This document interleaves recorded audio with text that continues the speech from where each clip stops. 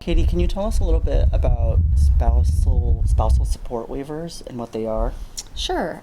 Spousal support waivers they're very disfavored. Family courts don't tend to like them, so they can be vulnerable to set aside.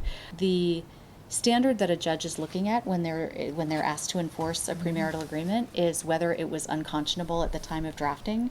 So they can either look at the entire agreement to try to make that determination, or they can parse out provisions they don't like because they think they were unconscionable at the time of enforcement. Waiver of spousal support is very, very vulnerable because courts recognize that at the time somebody agrees to waive spousal support, they have no idea what their financial circumstances will be at the time they divorce, if they divorce. Waivers tend to be a very, very long part of the agreement if they are part of the agreement, and in mine and in a lot of family law attorneys' agreements, you actually initial that provision specifically to make clear we looked at it, we didn't gloss over it, we knew what we were entering into. So what do people do instead of like a spousal support waiver? One thing people might do is just create separate income and just say, normally according to the law, your marital income is community income. So whatever you earn is half your partner's, whatever your partner earns is half yours. You can just decide that you're going to keep your income separate, and then that should create a de facto spousal support waiver, because spousal support exists to keep the person stable at the level that they were at marriage. So it doesn't necessarily mean it's a spousal support waiver, because if you were comfortable, even if your income was considered separate, there might be an instance where a court would say, well, I am going to order support because this person was used to living a certain way. But it does make it less likely that there will be support because you weren't relying on half of someone else's income.